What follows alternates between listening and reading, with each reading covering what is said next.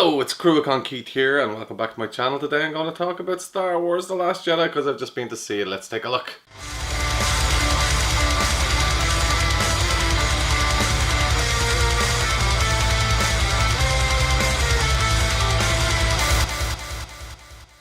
So, probably you've all seen Star Wars The Last Jedi, and that's why you're watching this review. If you haven't, you should go and check it out.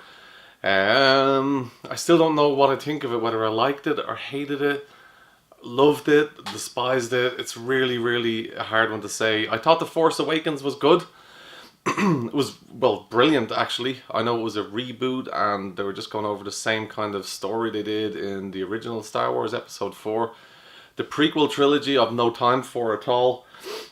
Let me just say actually, before I go any further, that I am a huge Star Wars fan, and I have been all my life. I collect the action figures, I collect all the paraphernalia, the ephemera, all the paper stuff. I have newspapers coming back to the 90s when Episode 1 was released. I've collected loads of stuff from the 80s, the late 70s. I have a huge action figure collection still to this day. I'm a big Star Wars nut, is what I'm trying to say to you all. And I can remember when Episode 1, The Phantom Menace, came out. I can remember the news story reports, the excitement about it. I remember going to see it in the cinema and I loved it. And I went to see that 13 times in the cinema because it was a Star Wars release. But you're at that time, when I look back, I know I was convincing myself I liked it, because when I watch it now, it's just the biggest load of crap. Do you remember the midichlorians kind of story about how the Force came to be, or how the Force lives in you as these little microorganisms living in your cells, your blood? And there was such a backlash over that George Lucas never mentioned it again in the other ones. Attack of the Clones is absolutely terrible. Revenge of the Sith, people still say to this day that it's good. I remember I loved it when it came out, or convinced myself to. I tried to watch it recently, but it just, that whole opening battle scene is just disgusting. The sweetness of Anakin and the happiness and the droids and R2-D2 with the jetpack, and it's just crap. And it's crap. There are some good parts. The Order 21 shit, I can't remember what the order is, where they kill all the Jedi. Some of the battle scenes in Revenge of the Sith were good, but overall crap.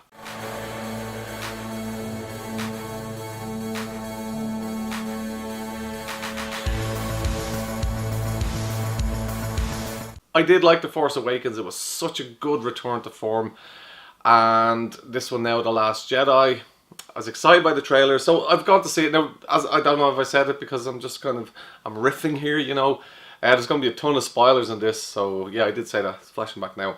So the film starts with a space battle. Well, an opening crawl. I can't remember what the crawl was, but it was good, and it was really faded down. I had the exact same music from Episode 4. So that was really awesome. I remember I went to see it with my daughter, and we were like so pumped for this.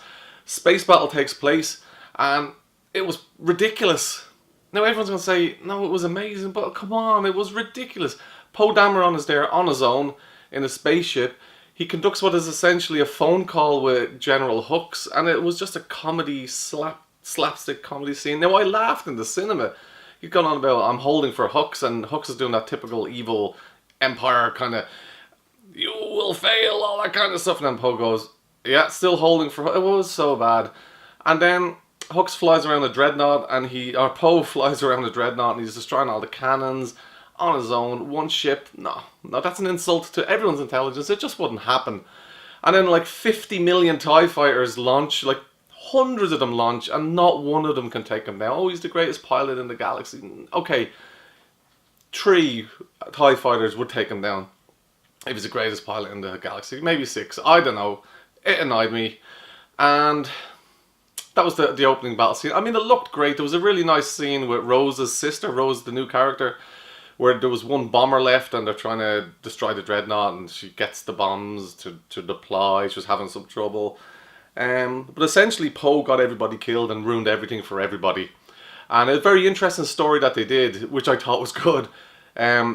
Poe spends the whole movie saying, you're wrong, you gotta listen to me, what you're doing is wrong. I'll speak about it now in a second. And it's that type of story where you're on Poe's side. You're like, oh, would you listen to him? He knows what he's doing. You're doing everything wrong, you gotta listen to him. But as it turns out, at the end of the movie, Poe was completely wrong, and what he thought was the right thing to do wasn't. He was that kind of flyby, and you know, it's very humbling for him. You can see he thinks about it. That was a really good part. Essentially, the plot, I think the plot is worse than the Phantom Menace. They're waiting on a cruiser that contains the entire resistance in one ship. They're waiting on it to run out of petrol. They're following behind because it can't go into hyperspace. If they found a way to track it through hyperspace, which is a big hullabaloo, it's the First Order. They could hyperspace in any one of their big mega ships just slightly, like 500 meters in front of it, and blow it out of the sky. I didn't get that. That was absolutely ridiculous. Princess Leia was brilliant in it. She uses the Force, which was great. I always wondered if they would do that in any of the new movies. They did. There's a part where she's blown out of the ship and you think she's dead, and she flies like Superman back into the ship. Now, she's obviously using the Force, and I'm sure it makes sense in her Princess Leia head, but it looks fucking stupid. She's like this, flying through the sky.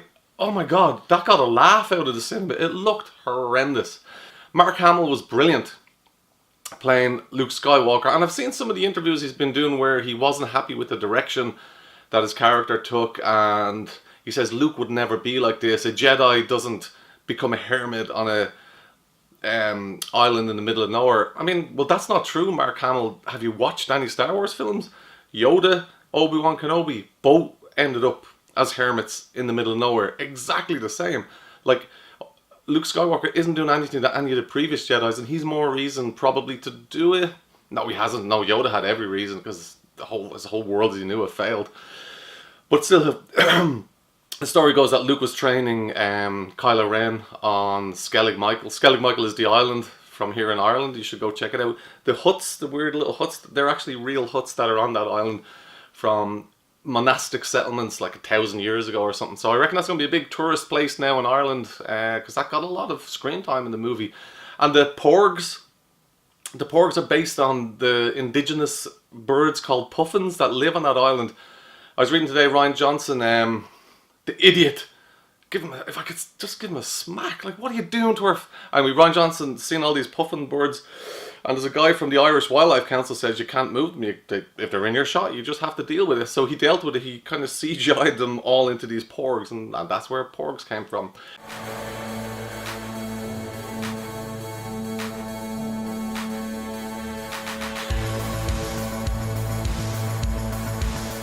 But yeah, so Luke is on that island, just doing ridiculous things. Have you seen him fishing? Like, what the fuck? That's the worst way to fish I've ever seen. It's very dangerous, Luke.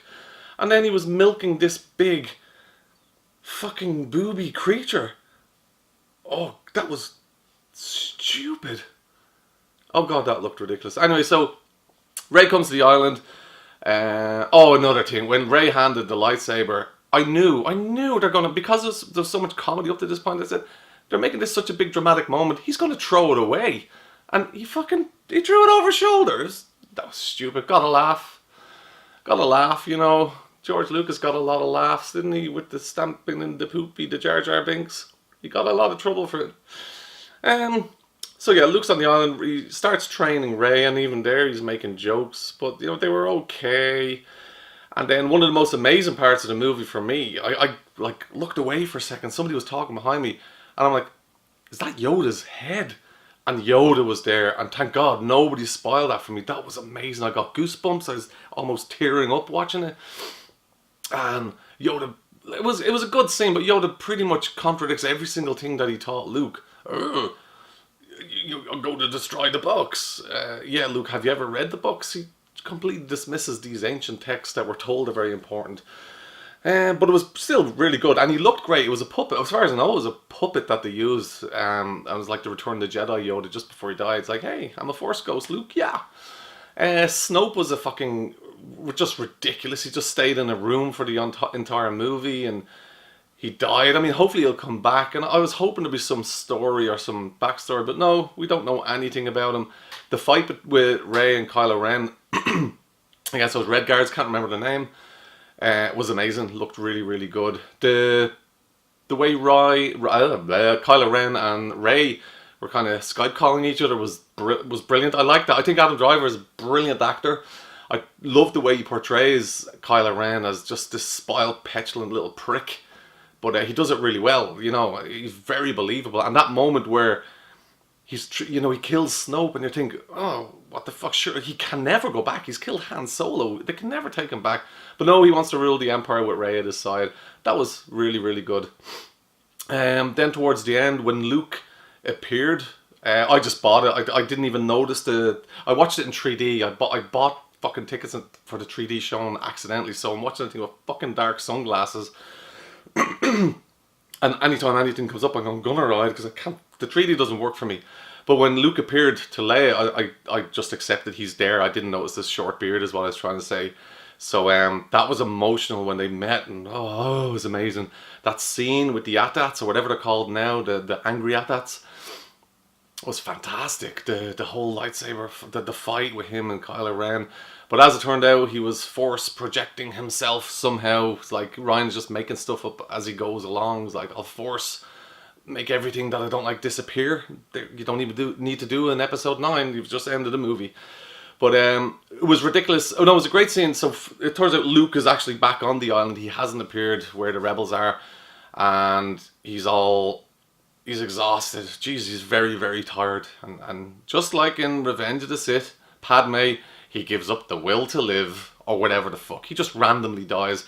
Great scene where he's looking at the two sons, reminiscent of the sons from the episode 4, the very first movie. I thought that was beautiful, but got very annoyed, like when he just like, what did you die of? I died of a Tuesday. Basically, he might as well have said. So that fucking annoyed me. Another part that I thought was ridiculous. I started to get emotional when Finn was flying towards the cannon. I was like, I do kind of like Finn. But, and he's knocked out of the way, and Rose is there with that ridiculous love story between the two of them. Fucking crap. But Finn arrives back where the rest of the lads are, and he's been carrying Rose all that time, which means the guys in the AT-ATs, or whatever the fuck, are like, they've been looking down at him like, oh, did you see what happened there? Yeah, little fella was trying to blow up the cannon. Yeah. Okay, what is he doing now? Oh, he's dragging that girl over there. Probably 30 minutes that took. Like, why did they not just, boom, gone? Annoyed me. Stupid things like that. So, I mean, listening to me, you probably think I didn't like the movie. I did. There was some amazing stuff. As I said, like, the space battles were great. Oh, another thing popped into my head. The casino. What was that about? Benicio del Toro, why is he even in the movie? That was crap. They go to find a code breaker. They get another code breaker who doesn't break their code, and nothing happens. They free some horses. They were in Las Vegas. It was like a really bad episode of Doctor Who, that whole part. Which some say that's what Star Wars is, because, you know, the first Star Wars used a lot of those British props and monster costumes, but it looked rubbish. Hated that part. So, yeah, I did like the movie. It was really good, and I do recommend it. I had to have my little vent. That's my review. The plot was crap. And you know what annoyed me? In a brief moment, they say, oh, we've lost all our high command. Admiral Akbar is dead. What? Back up there. What did you just say? Like, Admiral Akbar is dead. They should have had Akbar in that cruiser that hyperspace through the dreadnought. That was an amazing scene. It was beautiful. The dead silence of space was brilliant. But imagine it was Admiral Akbar that did that heroic thing, and not fucking random Rent an actor.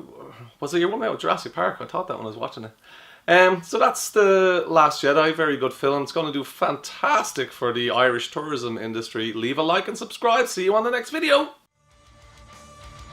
If you like that video, and if you like what I do on the channel, please leave a like and please subscribe, because it helps very much. Thank you.